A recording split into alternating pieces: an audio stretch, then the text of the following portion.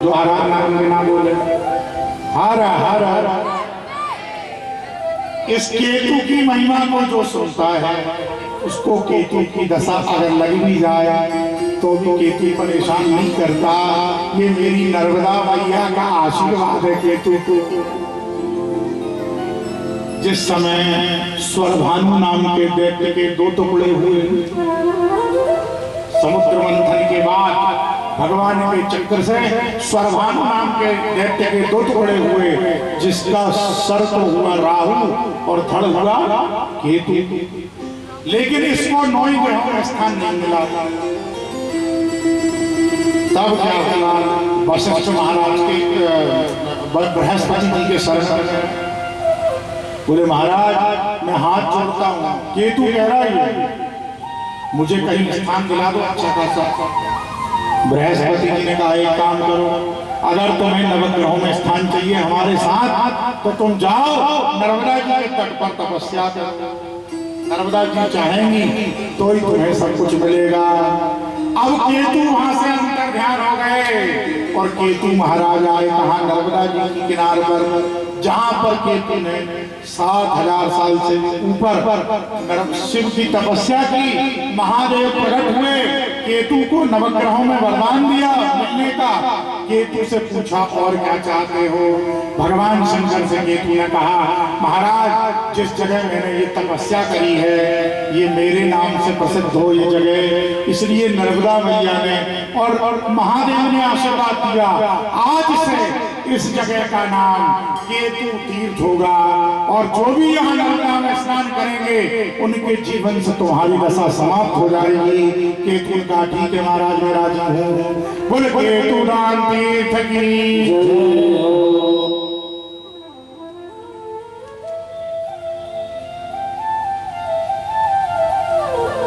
केतु भान की महिमा का वर्णन सुनाया है।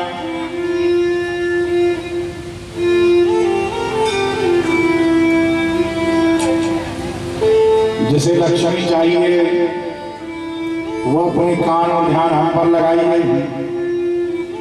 पता है आपको नर्मदा जी के नर्मदा पुराण को सुनने से लक्ष्मी प्राप्ति होती है।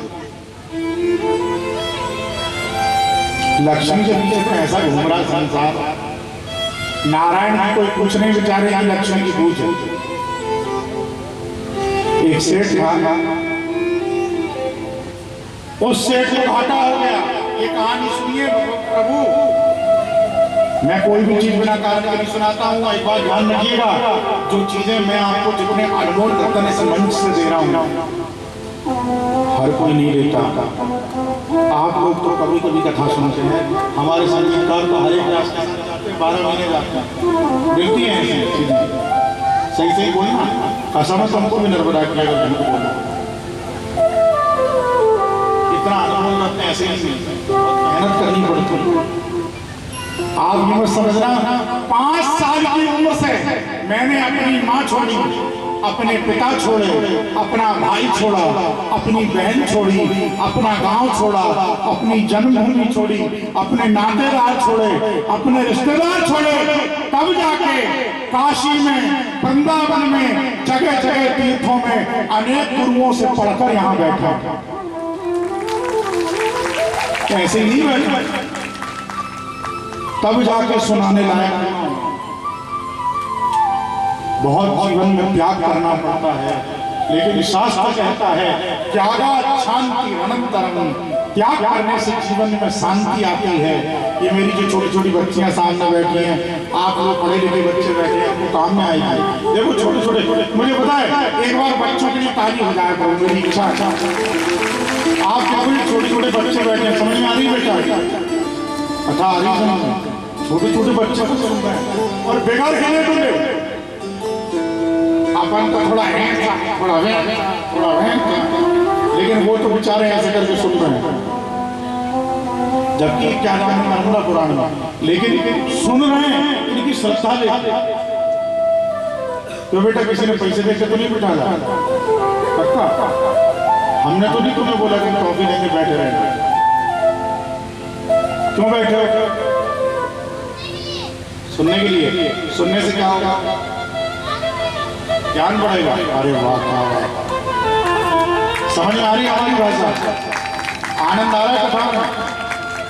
नहीं आ रहा? आ रहा है पक्का? अगर हम 5 घंटे और सुनाई सुनोगे? अरे क्या भगवान करे तुम्हारी पत्नी बेटा ऐसी रहे धर्म और भगवान के कार्यों में, और आगे चल के सब बच्चे देश का और अपने घर का नाम रोशन करें, ये मेरा आशीर्वाद। और एक बात बताऊंगा, जीवन में वास्तव में त्याग करना पड़ता। हमारे एमएल सिंह साहब ने कितना त्याग किया। आज 400 शिक्षक इस क्षेत्र से बनाए हुए हैं, एक बार ताली बजाए उनके लिए। एक शिक्षक से, चलो वो चर्चा बाद में करेंगे, अपन कहाँ लक्ष्मी एक सेठ था, ये काम की बात है सुनिएगा, उसको व्यापार में घाटा हो गया। एक महात्मा जी के पास गया, बोले महाराज बहुत परेशान हूँ, पैसा नहीं है, ये नहीं है, वो नहीं है, इतना हैरान हूँ कुछ कहीं। बोले फिर तेरी समस्या कैसे हल होगी? बोले अगर पैसा मिल जाए, लक्ष्मी मिल जाए तो हल हो जाए। महात्मा जी ने कहा भैया हम तो दे नहीं सकते, हमारे पास तो है नहीं, हम तो फकीर हैं। हाँ हाँ तुझे लक्ष्मी जी से मिलवा सकते हैं, तू तेरा मैटर लक्ष्मी जी से सॉल्व कर। बहुत काम की बात है, इससे कहानी नहीं है। अब भैया महात्मा जी उसको गुफा में ले गए। महात्मा जी सिद्ध महात्मा थे, उन्होंने लक्ष्मी मंत्र का जाप किया, लक्ष्मी जी खड़ी हो गई। अब लक्ष्मी जी खड़ी हो गई तो लक्ष्मी जी को प्रणाम करने के लिए सेठ बढ़ा, बोले मैया बहुत परेशान हूँ, आप आ गई, मेरे ऊपर कृपा कर दो, मैं बहुत हैरान हूँ। जैसे ही लक्ष्मी जी के चरणों में झुकने लगा, देखा पहले देखा था उसने कि लक्ष्मी जी इतनी सुंदर है, इतनी सुंदर, इतनी सुंदर, बहुत लक्ष्मी जी बहुत सुंदर, हीरे जवाहरात पूरी लदी है सोने जवाहरात से हीरे, बहुत सुंदर। सुंदरता कहाँ बखानी का लक्ष्मी जी। लेकिन जैसे उसने पैरों में लक्ष्मी जी के प्रणाम किया तो पैर लक्ष्मी जी के काले को बिल्कुल काले, मैल लगा। भक्त ने प्रणाम करना तो दूर छोड़ा, सबसे पहले पूछा माँ एक बात पूछूं, नाराज नहीं हो तो? बोले नहीं पूछो। पूछो पूछो क्या बात? बोले आप गुस्सा तो नहीं होगी? बोले नहीं होगी। बोले आप हैं तो बहुत सुंदर, लेकिन आपके पैर में मैल लगा है। लक्ष्मी जी मुस्कुराई। लक्ष्मी जी क्या बोली?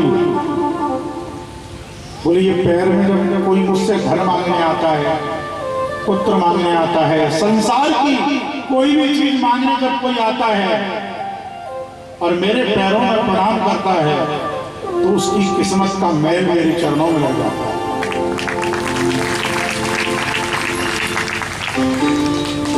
वो मेरे पैरों में प्रणाम करता है तो उसका मैल जो है सिर का मेरे चरणों में लग के मेरे पैर काले हो गए, मैल हो गए। अब सेठ ने सोचा गबड़ी गिरानी हुई, मतलब मेरा मैल भी लगेगा ये। सेठ ने कहा मां मुझे कुछ नहीं चाहिए, चली जाओ। सेठ ने मन में सोचा अरे क्या मतलब संसार की चीजों में। 2-3-4 महीने बाद एक दिन फिर जिज्ञासा हुई दर्शन करने की, फिर महात्मा के पास गया, कोई लक्ष्मी जी के दर्शन करा। महात्मा ने फिर गुफा में ले गए। सुनना बड़े ध्यान से, कान बिल्कुल सावधान, जो बताने जा रहा हूं वो बहुत महान चीज है।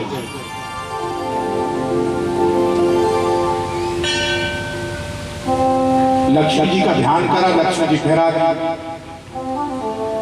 अब सेठ ने देखा कि लक्ष्मी जी सुंदर, पैर भी गोरे, लेकिन लक्ष्मी जी का जो माथा था यहां पर मैल लगा था,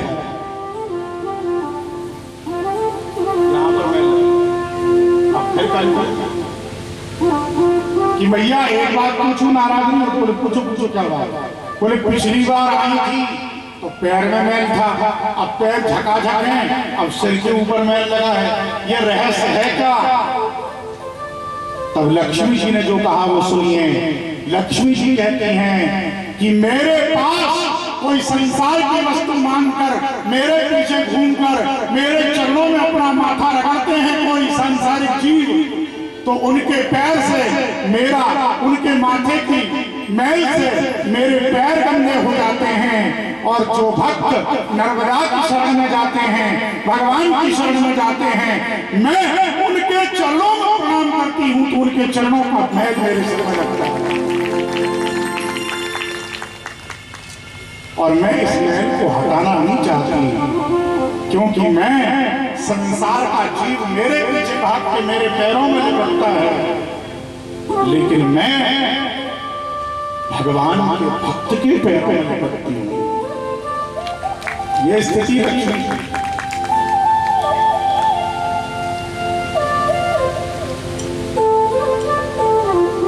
संसार बात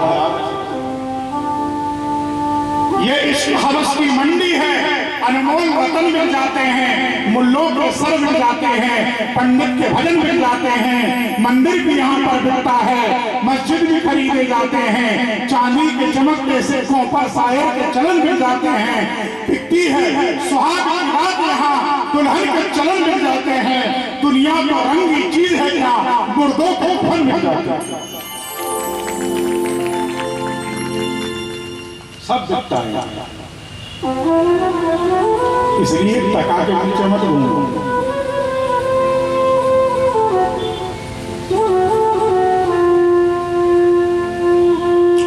केतुभान की महिमा का वर्णन सुनाया। आगे उड़िया घाट, उड़िया घाट से आगे बौरास, बौरास से आगे है मासखेड़ा, कैलकच, अनघोरा, और इस अनघोरा को जनकेश्वर तीर्थ कहते हैं। अनघोरा का नाम पुराणों में जनकेश्वर तीर्थ है। क्या नाम है? इस जनकेश्वर तीर्थ की महिमा को सुनाइए। मारकंडे कहते हैं और इसी के साथ होने 7 बज गए, 15 मिनट और चलेंगे। आप भी यात्रा कर करके थक गए। अब देखो किस घाट पर अपना डेरा डंगर उतार, फिर उठाएंगे कल वहीं से। जनकेश्वर बोले महाराज इसका नाम जनकेश्वर तीर्थ कैसे पड़ा?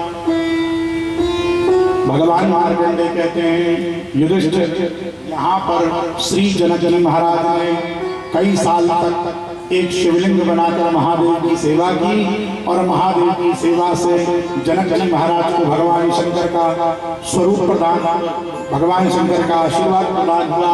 इसलिए महादेव ने कहा वरदान मांगो। जनक जी ने कहा बोले महाराज मैं यही वरदान चाहता हूँ कि ये तीर्थ मेरे नाम से प्रसिद्ध हो। भगवान शंकर ने कहा कि तुमने ये जो शिवलिंग बनाया है आज से इस शिवलिंग का नाम होगा जनकेश्वर, और जो भी यहाँ पर सोने का दान करेंगे उनके पूर्वज हमेशा सदगति को प्राप्त होंगे। बोले जनकेश्वर तीर्थ की जय हो।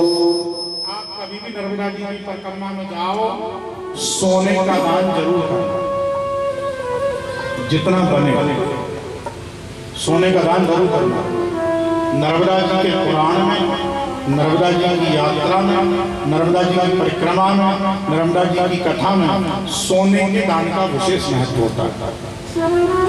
शास्त्र कहता है कि स्वर्ण दान करने से जीव के जितने भी पितर होते हैं उनका जिन पीढ़ियों में पिंडदान ना हुआ हो, भटक रहे हो, अकाल मृत्यु वाले हो, जितना जो कुछ भी, अगर कोई आपका पूर्वज कर्जा ले लिया हो और कर्जा पटाने से पहले मर गया हो, समाप्त हो गया हो, तो उसके निमित्त भी अगर आप किसी ब्राह्मण को सोना दान करते हैं पुराण में या नर्मदा जी की प्रदक्षिणा में कहीं भी नर्मदा जी के निमित्त, तो आपके पूर्वजों का वो कर्जा समाप्त हो जाता है। इसलिए जनकेश्वर तीर्थ में सोने के दान का विशेष महत्व है। वहां पर एक रात्रि विश्राम करके हमें शिव का अभिषेक करना चाहिए। इससे आगे चलते भगवान मार्कंडेय कहते हैं हे युधिष्ठिर, थोड़ा सा जब हम 3 मील दूर आगे बढ़ेंगे तो वहां पर पड़ता है शुक्लेश्वर तीर्थ। क्या नाम है इसका? शुक्लेश्वर तीर्थ। इस शुक्लेश्वर तीर्थ में ब्रह्मा को एक बार क्षोभ हुआ, जिस समय भगवान की गैया वचनों का भागवत जी में जब ब्रह्मा ने हरण कर दिया, मधुमंगल प्रसंग हुआ, उससे नहीं सुना गया। कपिल देख रहे हैं तरह कि आप कहीं मधुमंगल तो नहीं सुना, लग रहा मधुमंगल की फिल्म का मतलब नहीं, ऐसा नहीं।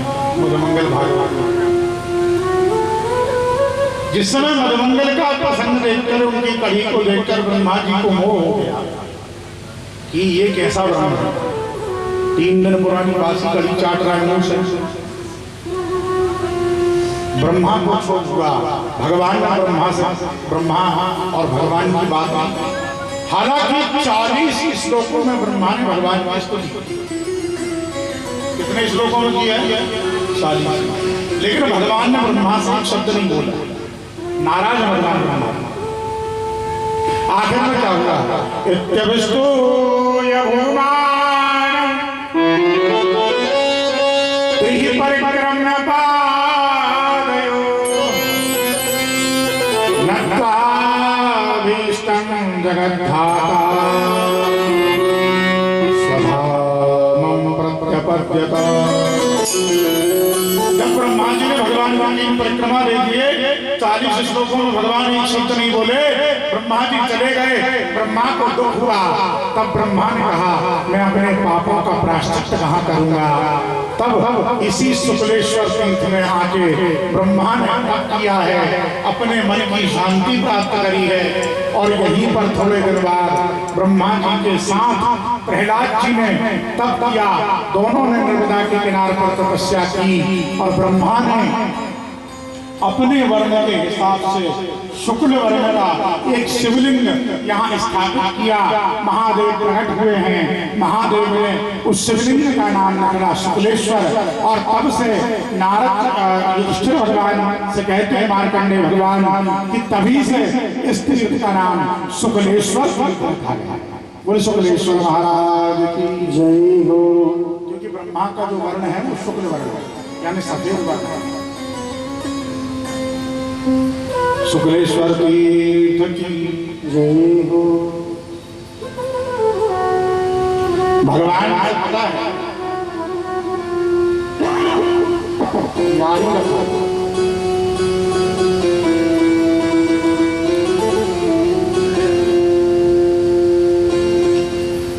एक भक्त कहता है, भगवान से मित्रता रखो, यार के समान व्यवहार करो।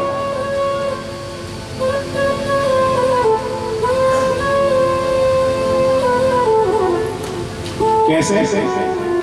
एक कवि ने कहा, दुनिया के रंग लगा लिए देह पर। सुनिएगा, समझिएगा क्या कहते हैं। दुनिया के रंग लगा लिए देह पर, फिर भी रंग लाल न हुआ। दुनिया के रंग लगा लिए देह पर, फिर भी रंग लाल ना हुआ। जब से मिली है तुझसे नजर, मेरा रोम रोम गुलाल आया। जब से मिली है तुझसे नजर, मेरा रोम रोम गुलाल आया।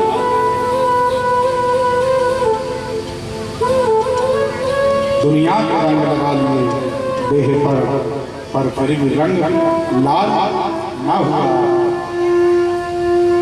जब से मिली है तुझसे नजर, मेरा रोम रोम गुलाल आया।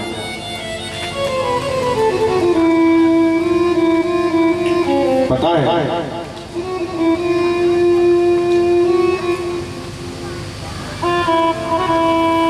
दुनिया से छोड़कर मैंने करी है यारी। दुनिया से छोड़कर मैंने करी है यारी। वो दिन भी आएगा बाह पकड़कर जब बुलाएंगे बिहारी। वो दिन भी आएगा जब बाह पकड़कर बुलाएंगे बिहारी।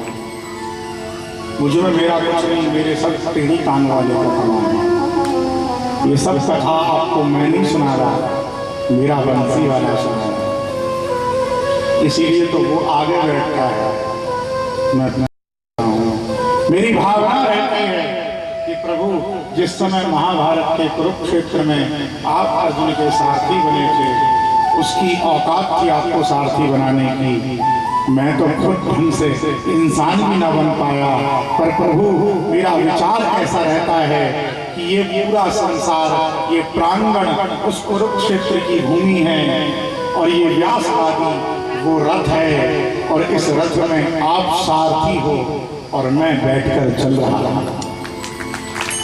और सारथी हमेशा आगे होता है, इसी भावना से हमेशा हमारी व्यासगाथा पर ठाकुर जी आगे होते हैं। बस वो रथ को हाँकते हैं, जहाँ दास को आदेश करते हैं दास चल देता है, जो बोलने को बोलते हैं दास बोल देता है। पर मेरा कुछ जो कुछ है मेरे बाबू ये सब करने वाले वही। शुक्लेश्वर की इतनी महिमा का वर्णन सुनाया, गदगद हो गए। आगे रिछावर घाट, सुनौरी संगम, करौंदी घाट, इसके आगे बेलधारी घाट का वर्णन श्रवण कराया। अंडिया घाट, ब्रह्मांड घाट, राम घाट। इतने में युधिष्ठिर ने पूछा, महाराज ये ब्रह्मांड घाट इसे क्यों कहते हैं? एक बार ब्रह्मा और विष्णु में लड़ाई हो गई। मार्कंडेय मुनि कहते हैं लड़ाई इतनी जबरदस्त हो गई कि दोनों कहने लगे मैं बड़ा, ब्रह्मा कहते हैं मैं बड़ा, विष्णु कहते हैं मैं बड़ा।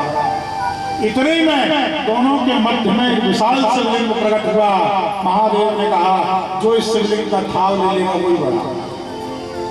कई दिनों तक ब्रह्मा जी ऊपर चले हैं, विष्णु जी नीचे चले हैं। ब्रह्मा ने झूठ बोला भगवान महादेव से कि मैंने ऊपर का था ले लिया शिवलिंग का।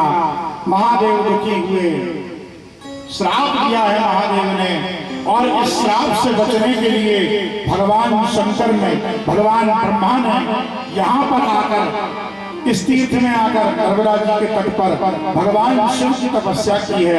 महादेव को प्राप्त ब्रह्मा ने किया है और पाप मुक्त हुए हैं। इसलिए रामचंद्र भगवान की लक्ष्मण जी महाराज की, शत्रुघ्न जी महाराज की, भरत जी महाराज की, जय जय श्री सीताराम।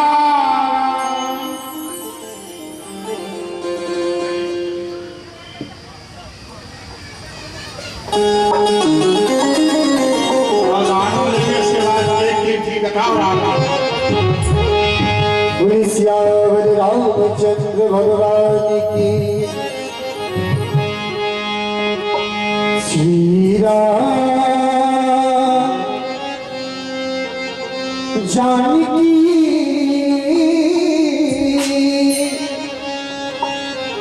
बैठे मेरे सीने में। श्री राम जानकी बैठे मेरे सीने में। श्री राम जानकी बैठे मेरे सीने में। श्री राम जानकी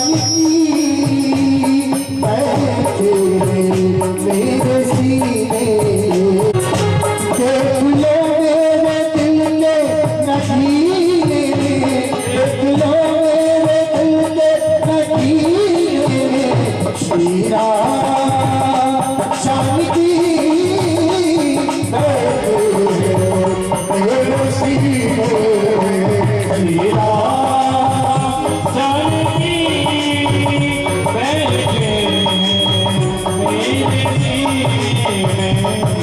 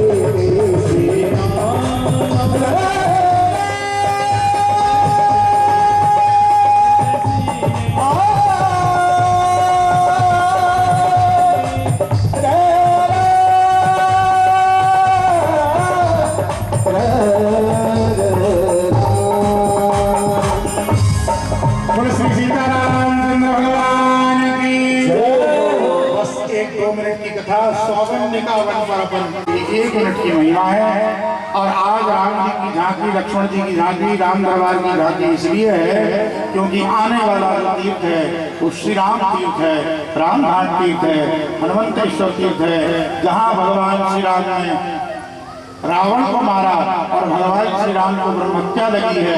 और भगवान श्री राम को ब्रह्महत्या लगने के बाद वशिष्ठ जी की आज्ञा से नर्मदा जी के तट पर राम जी ने तपस्या की है, इसलिए वो रामघाट तीर्थ हुआ। और राम जी ने अपनी ब्रह्महत्या का निवारण नर्मदा जी की कृपा से किया। एक बार तालियां हो जाए, बोले श्री राम तीर्थ की। धीरे काम नहीं चलेगा। आप हजारों की तादाद में बैठे हैं, अकेला बताओ, आपको बताओ, हमारी कथा, उसके बाद हम चिल्ला चिल्ला के परेशान गले लग रहे थे, ना डरा रहे हैं। आपको सौगंध है हनुमान जी महाराज की, जय नहीं बोलो तो, और अगर जय जय नहीं बोली, हनुमान जी महाराज गदा लेके यहीं बैठे हैं, नंबर शुरू देख धड़ा लो। क्यों हनुमान जी? हाँ वाह, क्या बोली हनुमान जी महाराज की जय हो, महावीर स्वामी की जय हो, महावीर मंदिर प्रांगण की जय हो, धाम की जय हो।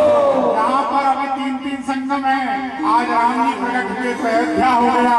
इतने दिन से नर्मदा जी बह रही है तो नर्मदा खंड है। नर्मदा के तीर्थ पर आज राम जी परिवार सहित आए हैं और हनुमान जी तो पहले से बैठे हैं। तो त्रिवेणी संगम की आगे है सौगंधिका वन तीर्थ।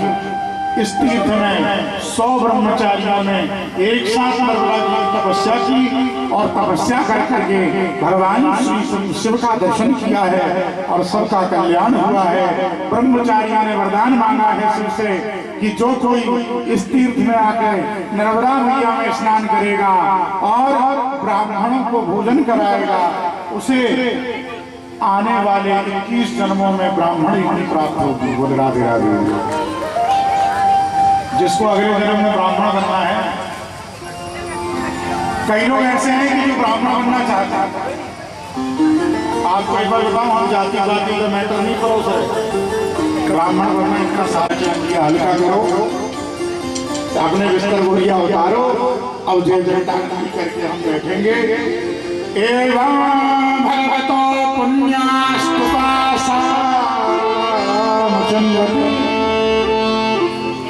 चिंतयामास सर्वेषां दास्यामि वरमुत्तमम्। उत्तम वर प्रदान किया ब्रह्मचारी भगवान शिव ने। और आइए, आज की कथा कहाँ पर विश्राम हो रही है?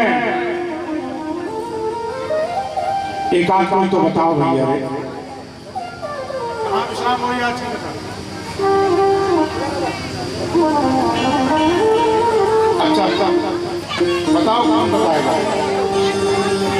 आज की कथा विश्राम हो रही है सौगंधिका वन तीर्थ। कौन सा तीर्थ? सौगंधिका वन तीर्थ। यहाँ पर क्या हुआ है? 100 ब्रह्मचारी ब्राह्मणों ने एक साथ तपस्या की है, शिव का वरदान मिला है। यहाँ पर ब्राह्मणों को भोजन कराने से अगला जन्म ब्राह्मण योनि में होता है। ऐसी नर्मदा मैया का आशीर्वाद है। अब एक छोटा सा कीर्तन करेंगे और कीर्तन के बाद अपन फिर आरती गाने में